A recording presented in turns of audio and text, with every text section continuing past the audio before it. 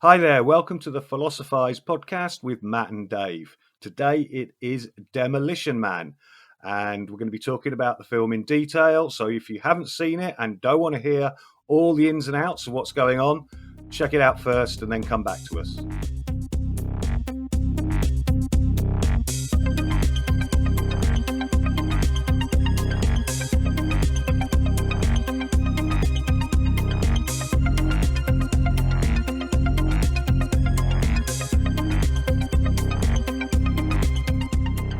Hello, Matt. How are you doing today?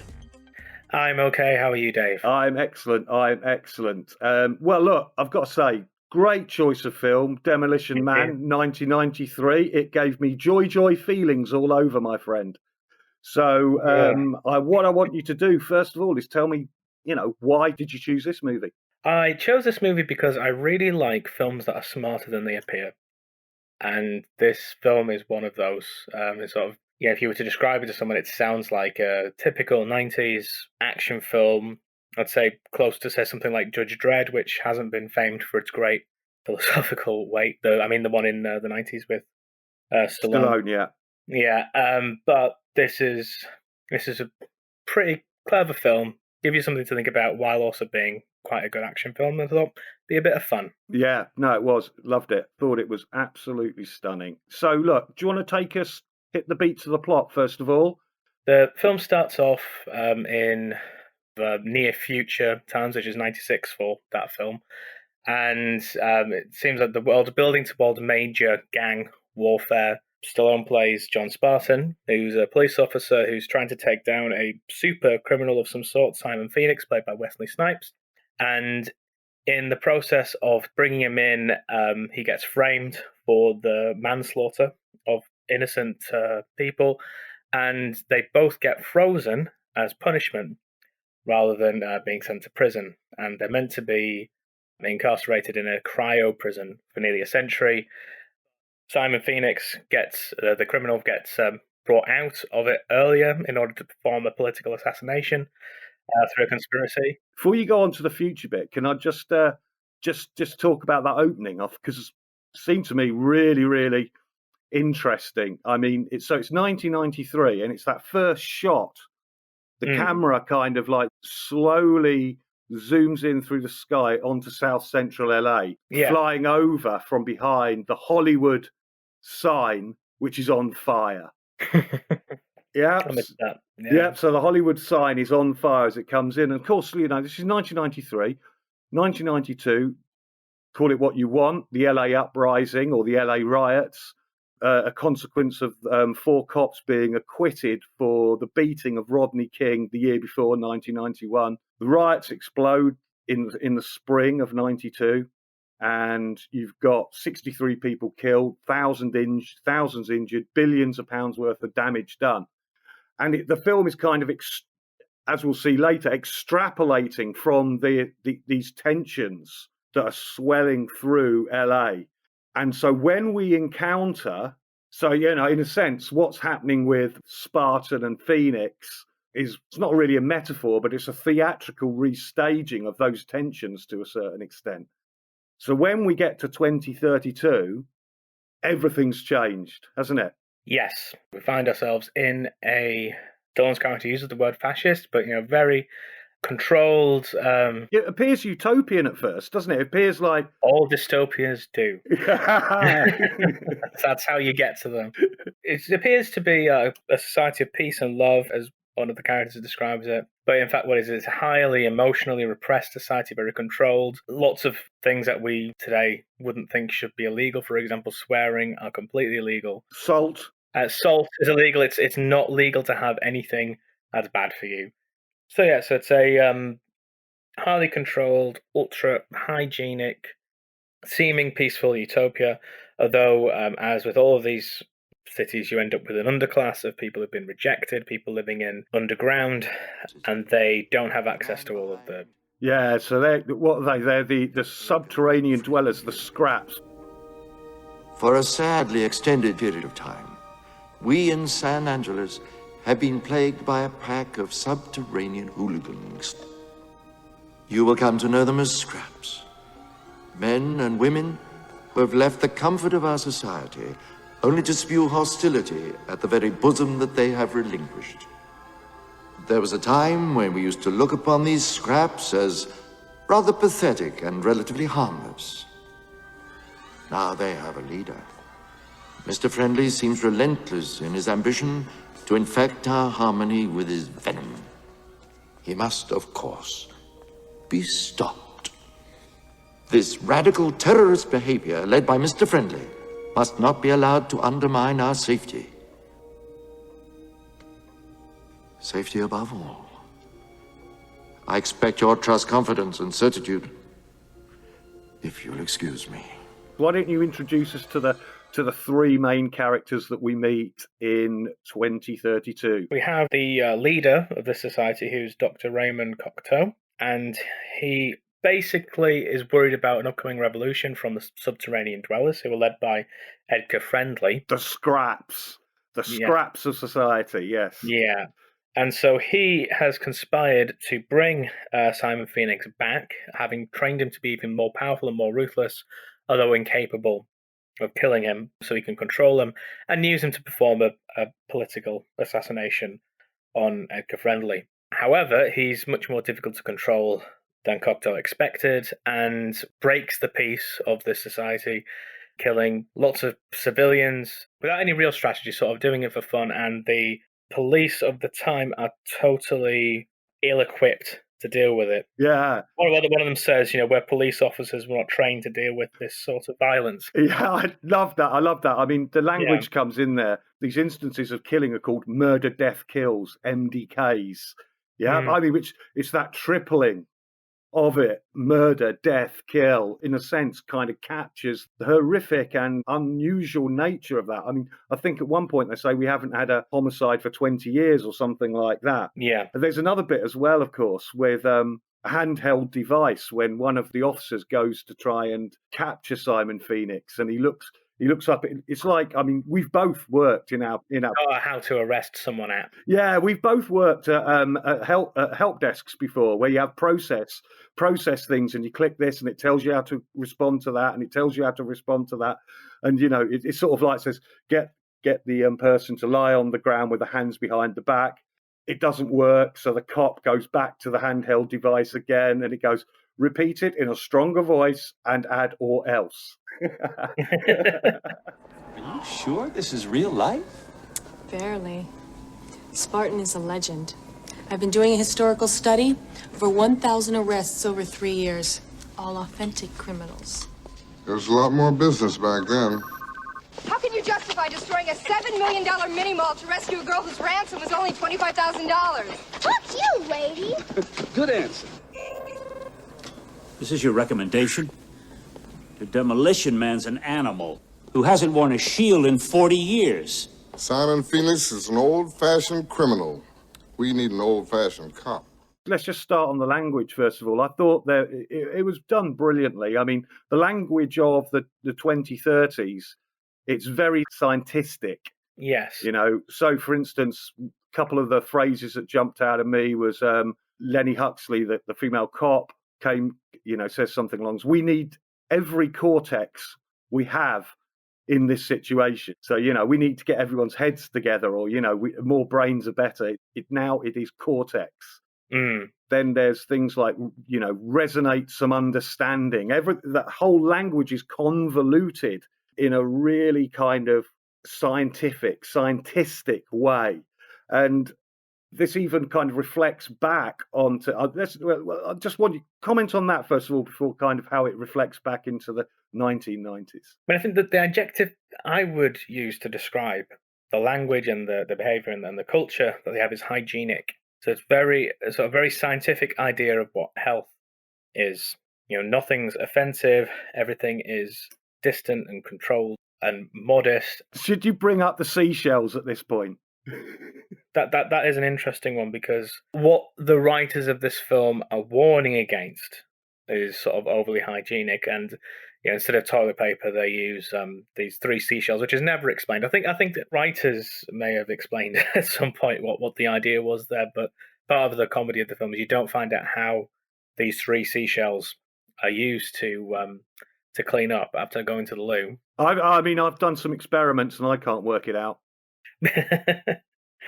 But of course, today, toilet paper is an incredible ecological folly.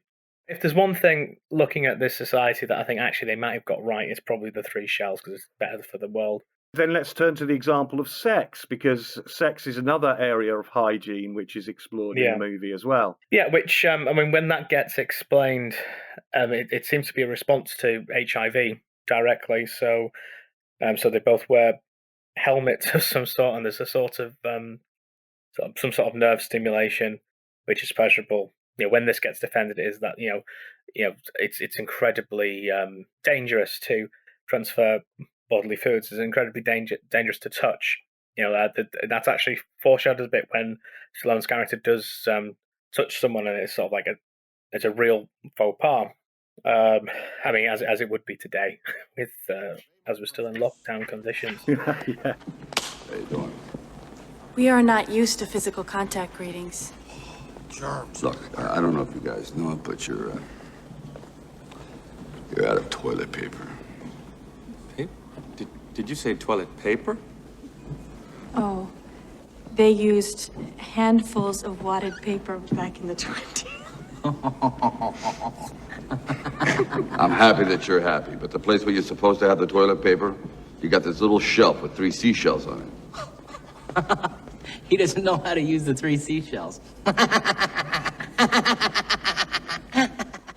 So I just want to turn back onto another aspect of the language now, and that is how, and this particularly happens through Lenny Huxley, the cop, who is this kind of geek of the 1990s. When we first meet her, or near enough, in her office, she's got sort of like trinkets from the 1990s up. There's a poster of Lethal Weapon 3 that came out in 1991, so a couple of years before.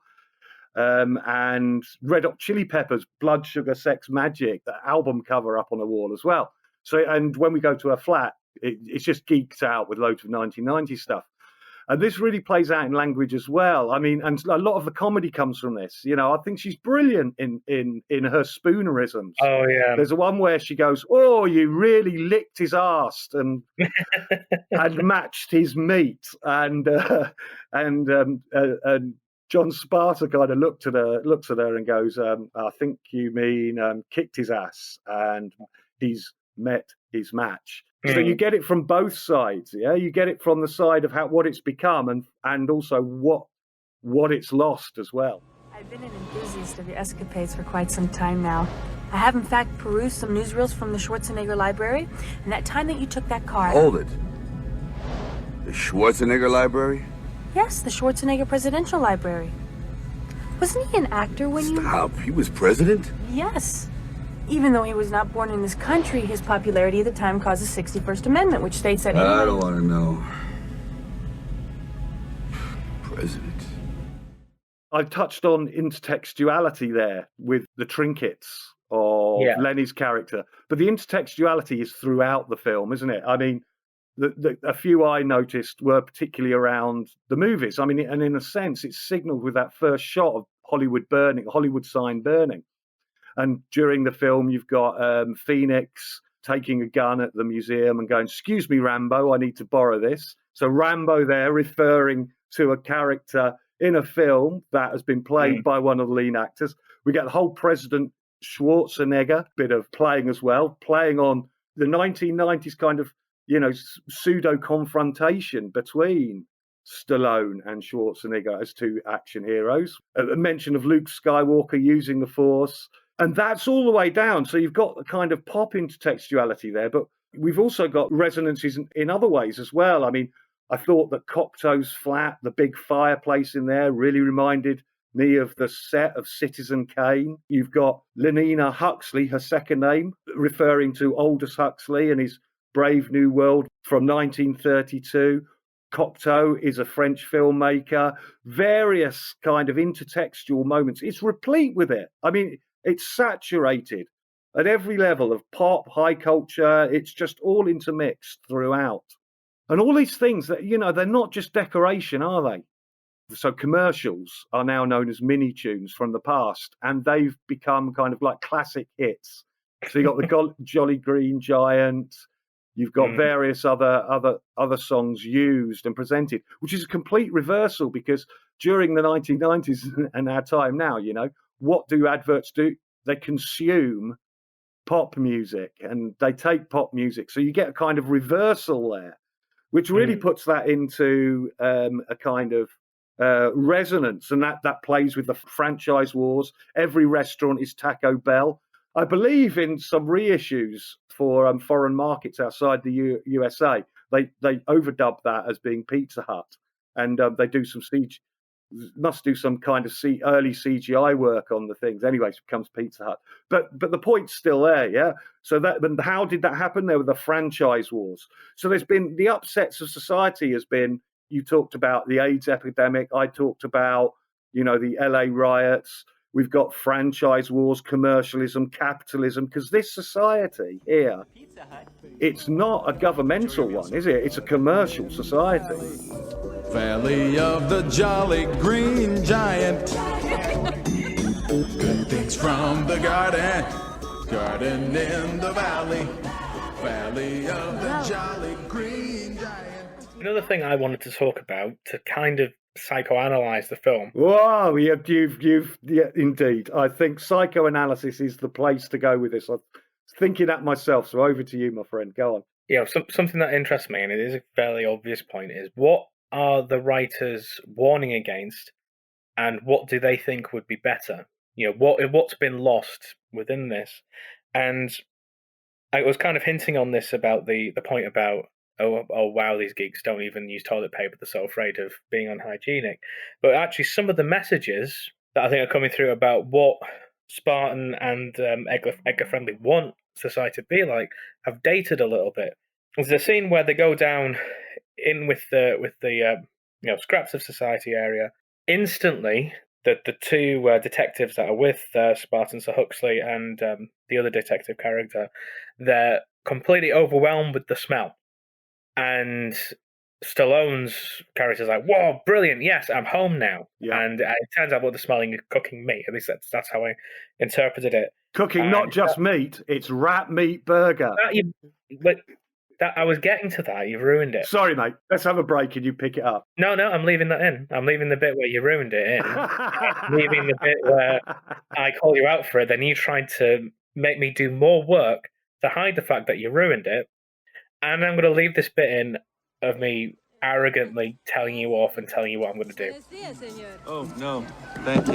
I think I'm going to be sick. Oh, God. Oh. This is fantastic. You guys got to try this. My. Just don't ask where the meat comes from. Huxley, what's that supposed to mean? Do you see any cows around here, Detective? ¿Qué es esta carne? Esta carne es de rata.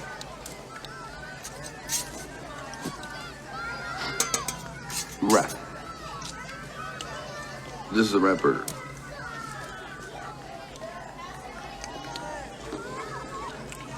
Not bad.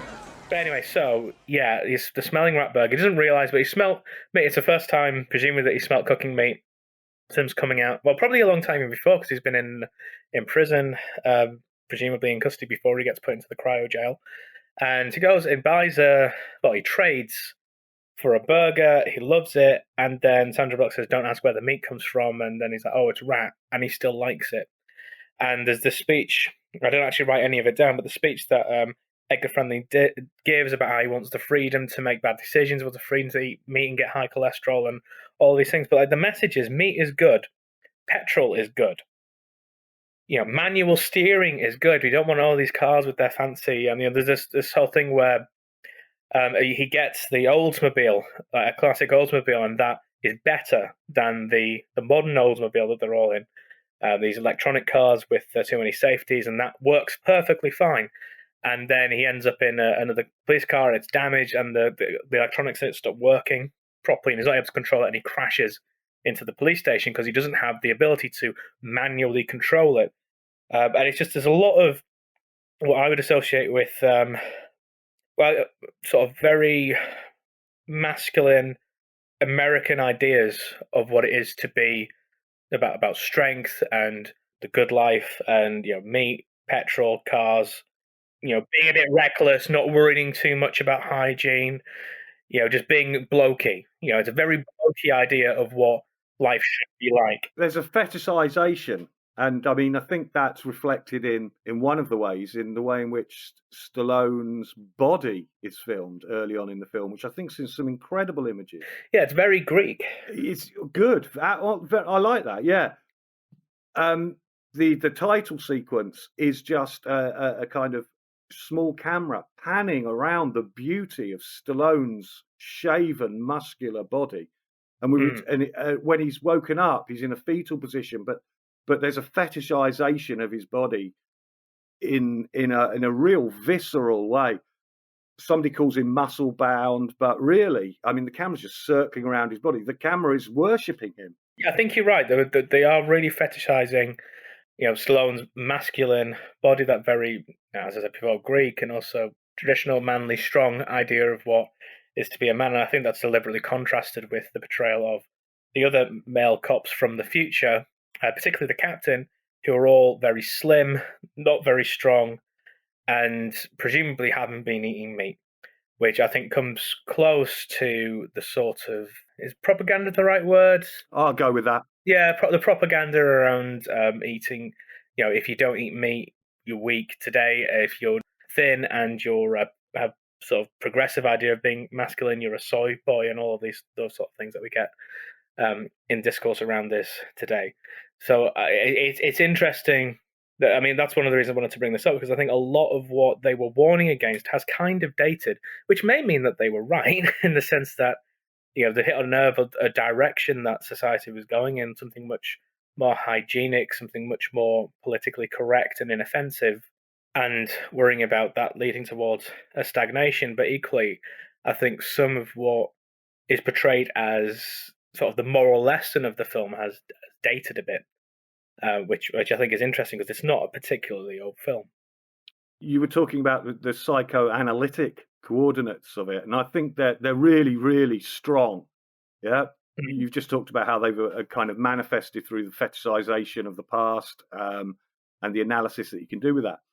But I started thinking about Freud's topological model of the mind and thinking about, well, look, in a sense, what have you got with, if you like, the three main coordinates? And I think the film plays with this really, really cleverly. So what Freud kind of outlines with his topological model is the id, the ego, and the superego.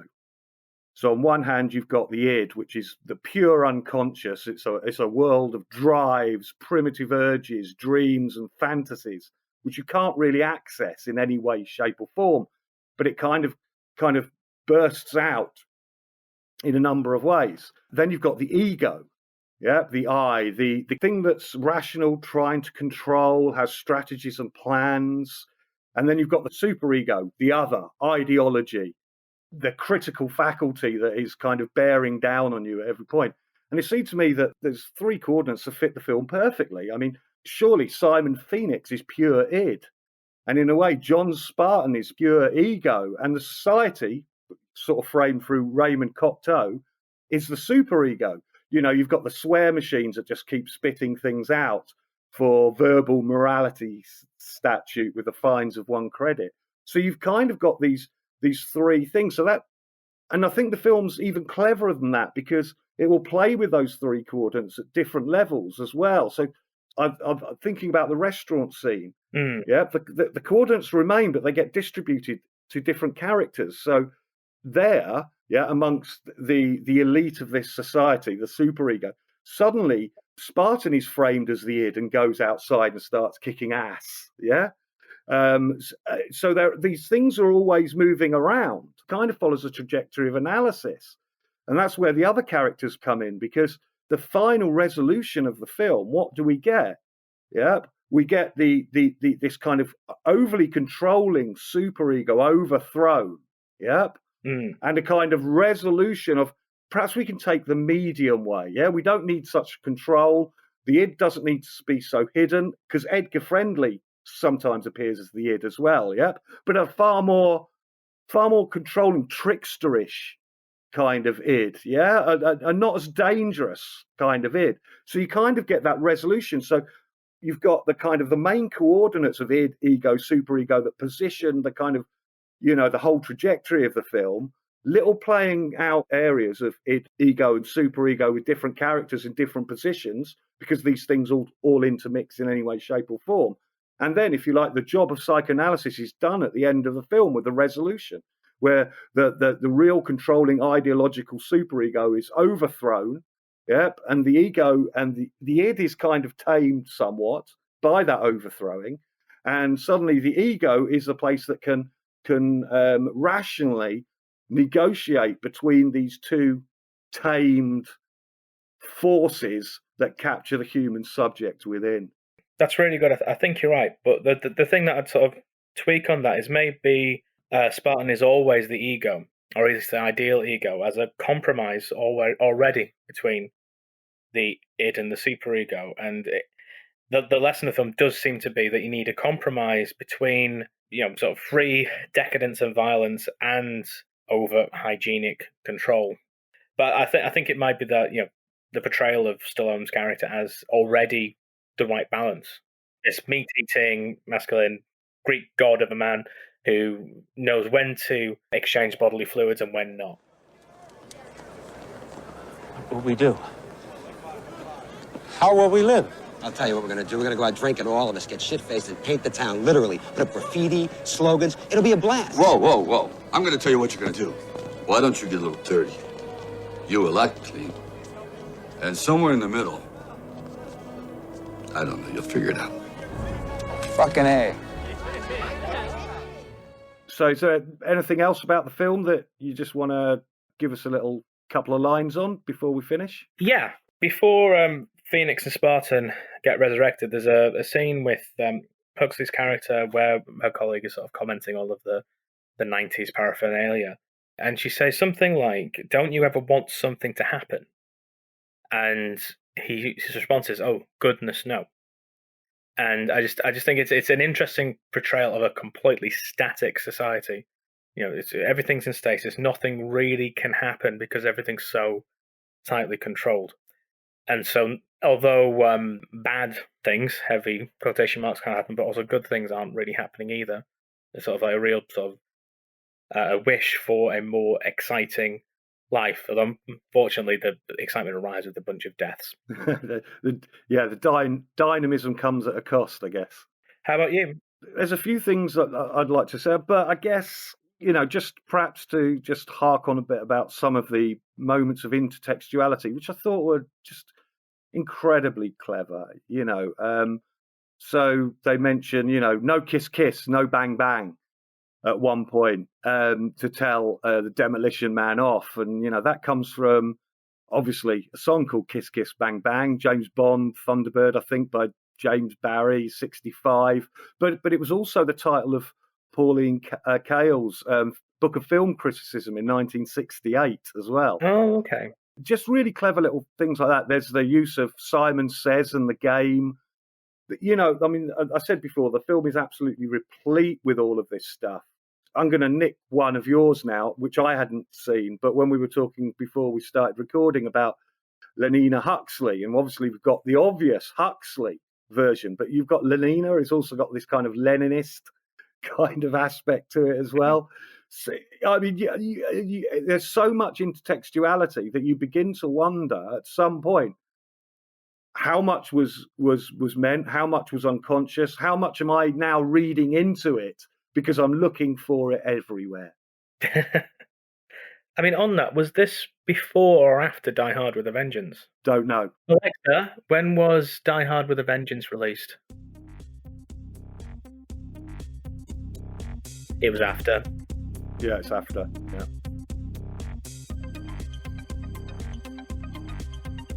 I was going to ask that because Simon Says is a major part of the villain's whole thing in that.